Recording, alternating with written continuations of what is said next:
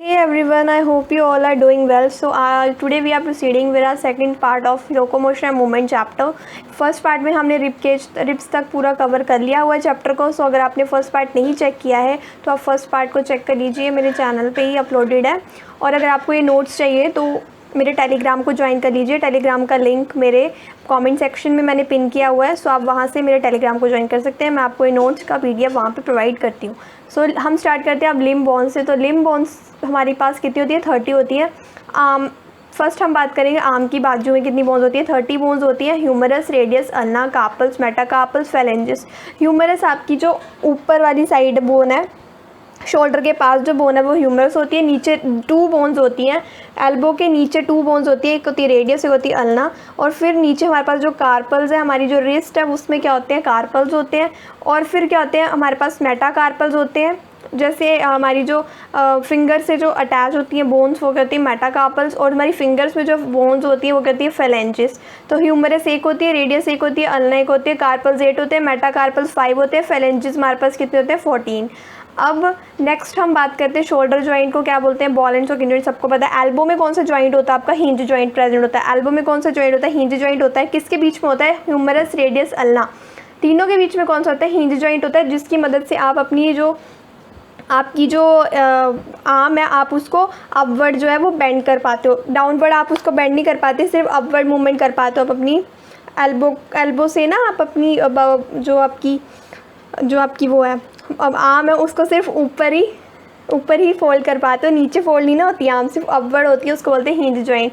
अब कार्पल्स का पे कार्पल्स से क्या बनाते हैं? Gliding joint. कार्पल्स में क्या होता है? जो आपकी रिस्ट है वहाँ पे कौन सा जॉइंट होता है? ग्लाइडिंग जॉइंट होता है. पाइवोइड जॉइंट कहाँ प्रेजेंट होता है? रेडियस और अल्ना. अब आप एल्बो के नीचे वाले पोर्शन की बात करोगे अपनी आर्म की, तो आप अपनी आर्म को क्या है लेफ्ट साइड रोटेट कर पाओगे. लेफ्ट साइड या राइट साइड ऐसे रोटेट हो जाती है ना, वो उस जॉइंट को क्या बोलते हैं? पाइवोइड जॉइंट. और याद रखना है पाइवोइड जॉइंट किसके बीच में होता है? रेडियस के बीच में होता है और अल्ना के बीच में होता है. नेक्स्ट हम लेग की बात करें. हमने अपना आर्म का देख लिया, अब हम लेग देखते हैं. तो लेग में भी 30 बोन्स होती हैं. First femur, tibia, fibula, tarsals, metatarsals, phalanges और पटेला. फीमर जो होती है वो लॉन्गेस्ट बोन होती है. NCERT में डायग्राम्स दिए हुए हैं, उसको देखते हुए यहाँ पे चलना. फीमर लॉन्गेस्ट बोन है. टिबिया हमारे पास 1 होती है, फिबुला 1 होती है, टार्सल हमारे पास 7 होते हैं, मेटाटार्सल्स 5 होते हैं, फेरेंजेस 14 और पटेला 1 होती है हमारे पास. सो हिंज जॉइंट जो होता है वो किसके बीच में होता है? लेग के केस में फीमर और टीबिया के बीच में. सिर्फ फीमर और टीबिया के बीच में होता है, वहाँ पे फिबुला जो है वो इंक्लूड नहीं करते हैं. Hinge joint between femur and tibia के बीच में होता है. और आर्म की बात करें तो हिंज जॉइंट किसके बीच में होता है? ह्यूमरस और रेडियस और अल्ना तीनों के बीच में होता है.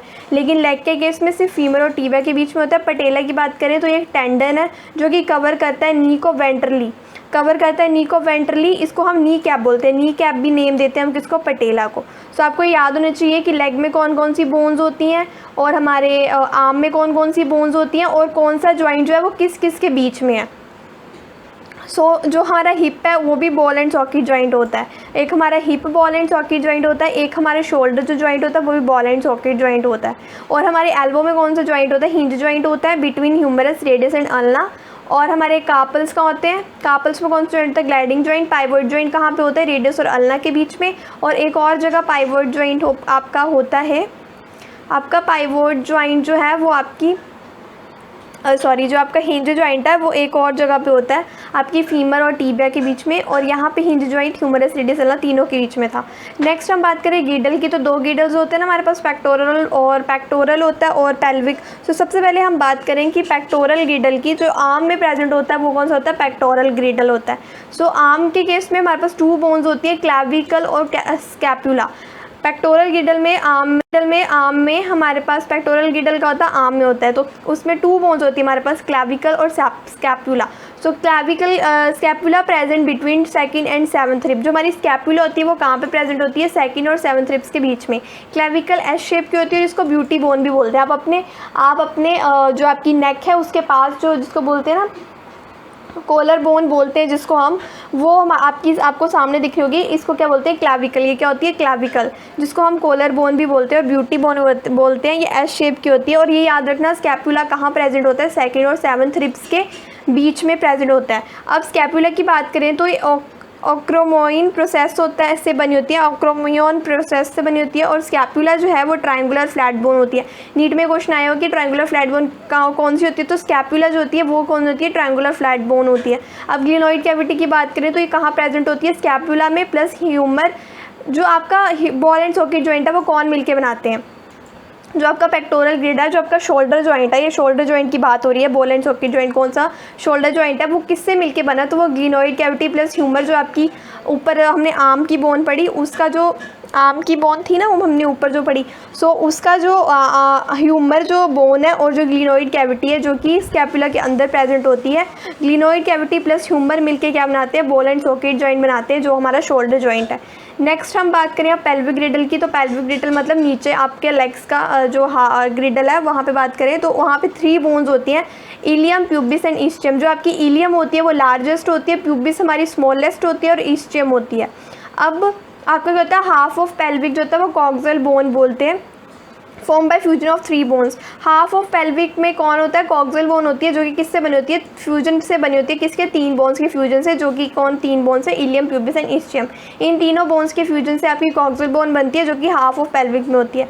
अब आपका बॉल एंड सॉकेट जॉइंट, जो आपका हिप जॉइंट, अब हमने शोल्डर जॉइंट की बात कर ली, तो शोल्डर जॉइंट कौन कौन बनाता है, अब हम हिप जॉइंट की बात करें तो आपका बॉल एंड सॉकेट जॉइंट जो हिप जॉइंट बनाता है वो किससे बनता है, वो आपकी इसीटाब्यूलम में कैविटी होती है प्लस फीमर। उसमें क्या था, आपकी कौन सी कैविटी थी, ग्लिनोइड कैविटी थी और ह्यूमर था, उससे बना था शोल्डर जॉइंट।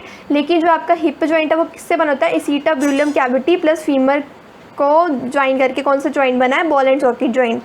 और ये जो एसिटाब्यूलम कैविटी है, ये cavity form by fusion of ilium, pubis, ischium. ये जब तीनों फ्यूज़ करती है तो बीच में कैविटी बचती है, खाली जगह बचती है जहाँ पे आपकी फीमर फिट होती है ना, तो उस जगह उसको क्या बोलते हैं, एसिटाब्यूलम कैविटी। इलियम, प्यूबिस, ईस्टियम मिलकर कौन सी कैविटी बनाती है, एसिटाब्यूलम कैविटी। और आपकी ग्लिनोइड कैविटी कौन बनाता है, आपकी स्कैपुला बनाती है, ये माइंड में रखना है। नेक्स्ट हम बात करें तो ऑब्टूरेटर फोरामेन, ये भी है कि ऑब्टूरेटर फोरामेन कहाँ से कैसे बनता है, तो प्यूबिस प्लस ईस्टियम जो है वो मिलके क्या बनाते हैं, ऑब्टूरेटर फोरामेन, प्यूबिस और ईस्टियम बनाते हैं। इसमें जो आपकी ये जो है इलियम, ये इंक्लूडेड नहीं होती है ऑब्टूरेटर फोरामेन में, ये एक्स्ट्रा है, ये आपको एनसीईआरटी में नहीं मिलेगा। नेक्स्ट हम बात करें जॉइंट्स की, तो जॉइंट्स जो है फल्क्यूरम एक्ट जॉइंट।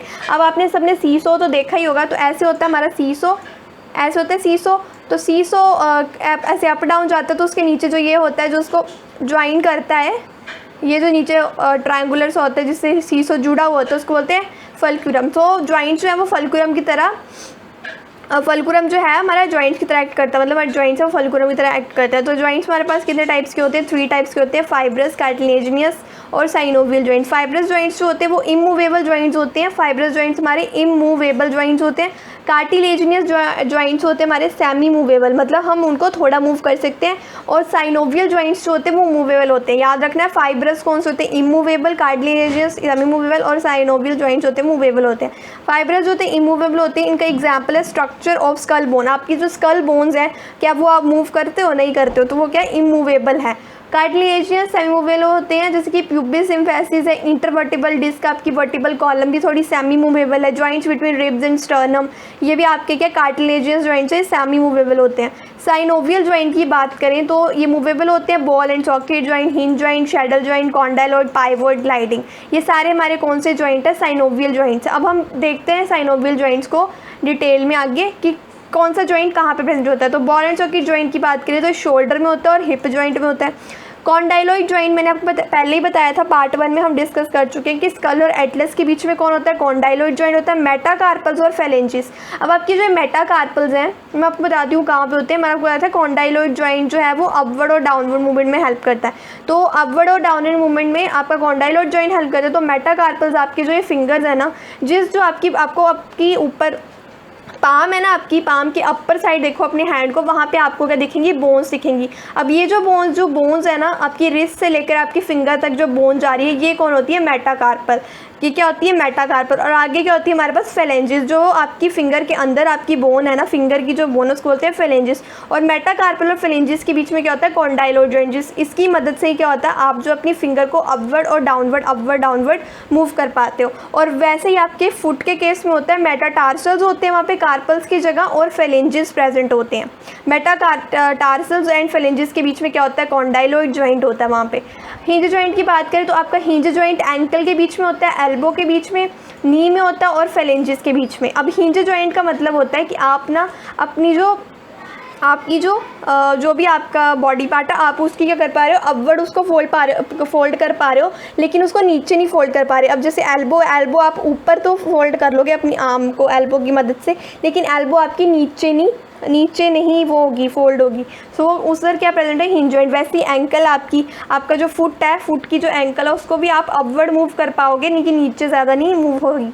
नी की बात करें तो नी भी हमारा क्या हिंज जॉइंट है, उसको भी आप ऐसे फोल्ड कर पाओगे आप नी को, लेकिन अपवर्ड आप फोल्ड नहीं कर पाओगे नी को, ऊपर की तरफ फोल्ड नहीं होगा ना नी, वहाँ पे क्या है, हिंज जॉइंट प्रेजेंट है। और वैसे ही आपकी फिंगर्स, आप फिंगर्स को ऐसे फोल्ड करके नीचे डाउनवर्ड जो है वो कर सकते हो, फोल्ड कर सकते हो, लेकिन उसको आप अपवर्ड नहीं फोल्ड कर सकते हो, वहाँ पे भी क्या प्रेजेंट है, हिंज जॉइंट प्रेजेंट है।